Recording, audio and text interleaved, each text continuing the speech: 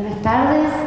En primer lugar, decirles que me siento sumamente gustosa de estar en este espacio, porque me siento parte del equipo que a mí me ha invitado a estar acá, de Valo, de nuestra Mendoza, así que muchas gracias por la oportunidad. Y nos han invitado a hablar de ciudades sustentables, ¿no? Y he estado pensando, desde qué sombrero de los múltiples que tengo, quería hablar y contarles la experiencia que nosotros tenemos en este tema. Y decidí no tener uno, sino tener varios sombreros, porque soy miembro del equipo de Fundación Avina, desde el cual trabajamos la oportunidad de ciudades sustentables para Latinoamérica, pero también soy miembro de muchos grupos promotores de ciudades en Argentina, como acá en nuestra Mendoza,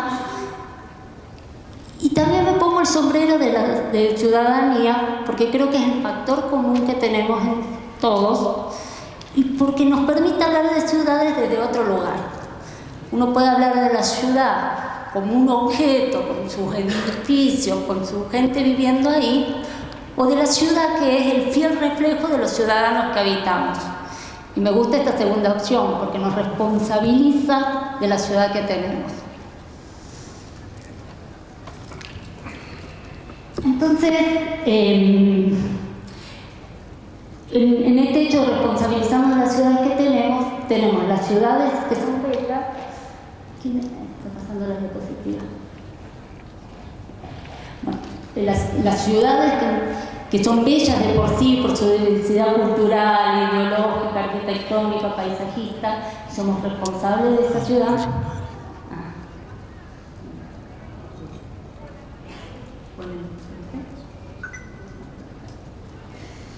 Y ustedes tienen una ciudad bellísima, pero también somos responsables de una ciudad que tiene inequidad, que opaca esa belleza, con inequidad, con pobreza, con desigualdad, con contaminación ambiental sonora.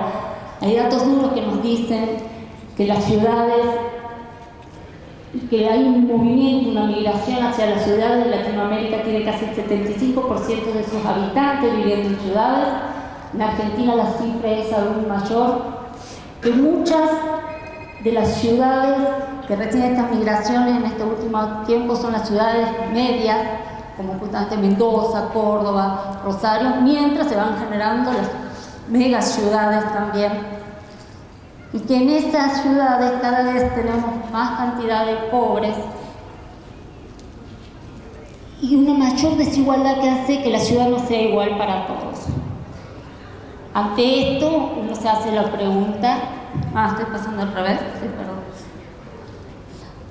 Ante esto uno se hace la pregunta, o me quedo sentada en el café preocupada por la ciudad que tengo, o me ocupo de la ciudad que tengo y empiezo a transitar el camino que comentaban algunos de los panelistas esta mañana, esta tarde temprano, de ser habitante a ser ciudadano.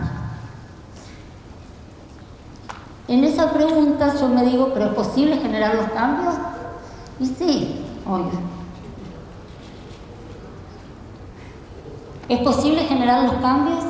Y sí, y cada vez me convenzo más que sí es posible cuando lo escucho a Toti, cuando escucho hoy a Provivienda Social contando sus experiencias. Claro que es posible generar los cambios.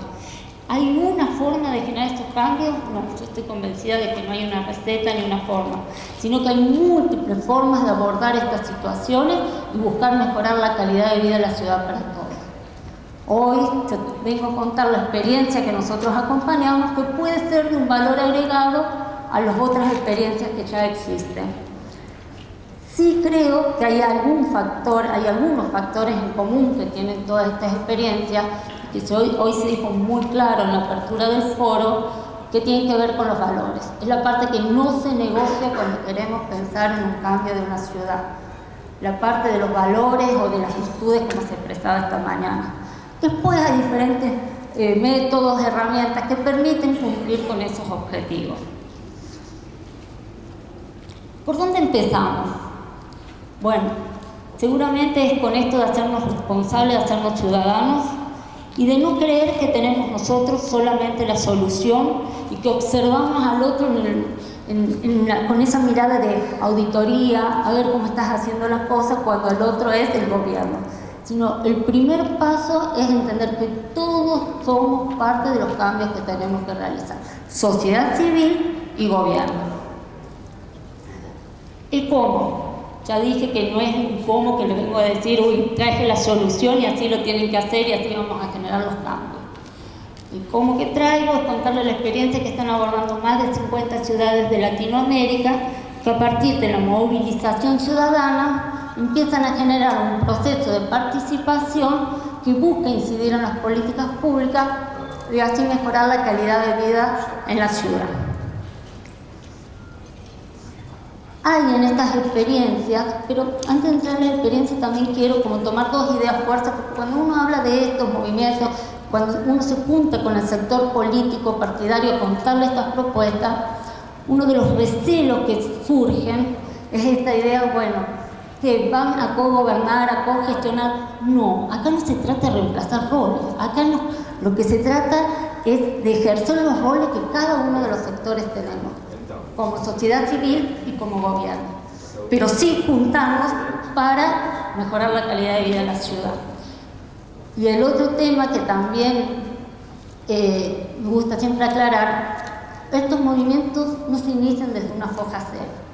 Cuando creemos que traemos una propuesta y la queremos iniciar desde cero porque no ponemos en valor todo lo que ya hay en la ciudad, a mi parecer por lo menos creo que estamos cometiendo un error. En todas las ciudades hay muchísimo capital social, hay muchísimas experiencias de ciudadanía y lo que se trata siempre es de ir agregando valor a estas experiencias. A partir de los errores, a partir de los aciertos, cómo seguimos sumando para cumplir el objetivo entre todos. ¿Cuáles son los mínimos que me gustaría compartir de estas experiencias de Latinoamérica para decirles, bueno, mínimamente estas acciones van permitiendo tener un éxito, incidiendo en el cambio de cada una de las ciudades? Los movimientos nacieron inspirados por una propuesta de Bogotá Como Vamos, que modificó su constitución, obligando a sus alcaldes a rendir cuentas, a generar planes de metas concretas y medibles y a rendir cuentas sobre ellos. Desde Avinan vimos como interesante esa propuesta y empezamos a invitar a otras ciudades, a otros empresarios, organizaciones de la sociedad civil, para que la conozcan y a ver qué pasaba en esta idea de contagio. Gracias. Y uno de los primeros países que quedó entusiasmado con esta propuesta fue Brasil, que lo que le suma interesante a estas experiencias es el de la movilización ciudadana. Es decir, genial, pensemos la ciudad que tenemos, la ciudad que queremos tener, pero la pensemos entre todos. Porque lo primero que surge es cada uno tiene una mirada parcial de la ciudad en la que vive. Yo veo la ciudad desde mi trabajo, desde mi barrio, desde mis amistades, desde la escuela de mi hija, pero es una ciudad diferente a la que ve el empresario, el educador, el cartonero que va caminando por la calle, ve otra ciudad. Entonces, el primer ejercicio es el de invitar a la participación lo más amplia posible para pensar juntos en la ciudad que queremos. Pero muchas veces, para hablar de la ciudad que queremos, lo que nos falta es conocer la ciudad que tenemos. Muchos de los municipios tienen casi cero información. Entonces, ese es uno de los primeros ejercicios, que es visibilizar los problemas que tiene la ciudad. Se generan indicadores que nos permiten entonces poner datos duros y no siempre estar hablando de las subjetividades, que generalmente es la forma con la que nos comunicamos, la que nos hablan nuestros gobiernos. Entonces, generar información que nos diga qué ciudad tenemos, pensar juntos qué ciudad queremos y en ese camino transitar para la ciudad que queremos, juntos, sociedad civil y gobierno, avanzar en esas líneas.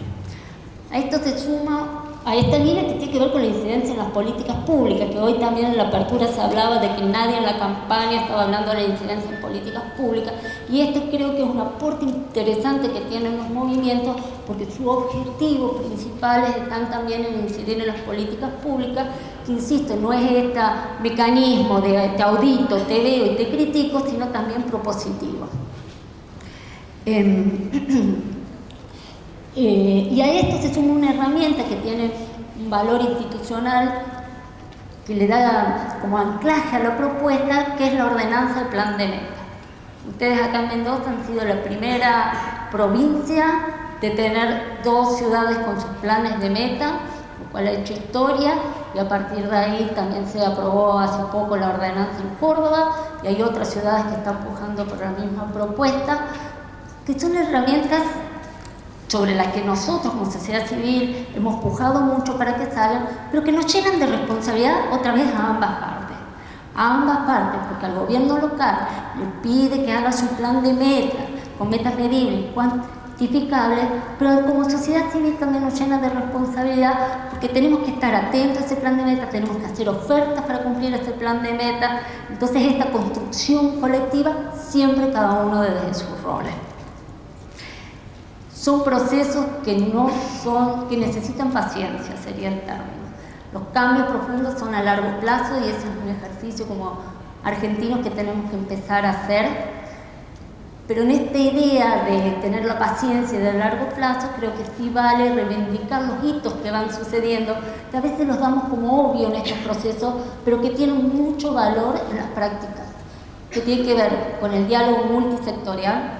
Son cosas que parecen simples, ¿no? Pero cuando después nos sentamos, muy difícil el diálogo entre los sectores. Hacemos hacia adentro lo mismo que criticamos a otros sectores. Cuando uno habla con la academia, desconfía del sector empresarial, entonces la posibilidad que da este tipo de movimiento, este tipo de propuestas, de reivindicar el diálogo, de aceitar lo que decía Toti de los perjuicios, de empezar a dejar al lado los perjuicios, para mí ya tiene un valor sumamente interesante. El de ser ciudadanos activos, el de elevar el diálogo entre sociedad civil y los políticos y los gobiernos. En todas estas cosas que van sucediendo y que casi las dejamos ir pasando como que no pasa nada, pero que yo creo que nos hace crecer como sociedad civil y también en nuestro vínculo como gobiernos locales. Las experiencias que les contaba, son 50 movimientos a partir de estas primeras visitas a Colombia y después muchas a Sao Paulo, que fue el primer movimiento en Brasil. Ya ahora se contagian casi por el solo hecho de ir escuchando la idea. Son más de 50 ciudades en Latinoamérica. En Argentina son 6 ciudades que están con este proceso. Mendoza fue la primera en iniciar uno de ellos. Y empieza a tener valor la articulación entre estas ciudades. Decir en Mendoza, decir en Córdoba que somos parte de una red nacional que piensa objetivos nacionales más allá de los locales, nos da un valor de pertenencia. Y decir sobre eso que somos parte de una red latinoamericana nos da un valor mayor de pertenencia y una atención del otro interlocutor de saber que esto no es solo una idea o un capricho local, sino que son muchas las ciudades que están en este tipo de procesos. Fernando ya habló de nuestra Mendoza, no voy a entrar en detalles, sino poner en valor que ustedes tienen la oportunidad acá, en su propia ciudad, de pensar y de sumarse. Ahí están las fotos de las aprobaciones de los planes de meta, así que era más de todo como reforzar la invitación a este proceso. Y por último, contarles así como muy corto cuál es el rol de Avina en todos estos movimientos, especialmente lo que ya mencioné al principio, que tiene que ver con esto del contagio, de promover el surgimiento de nuevos movimientos, que tiene también que como la articulación, poner en valor la articulación de los procesos, que no es lo mismo estar solo que empezar a conformar un núcleo nacional y un núcleo regional, y siempre estar pensando en qué más podemos sumar, en qué más podemos ser creativos para lograr el objetivo de que nuestras ciudades sean más justas, democráticas y sustentables.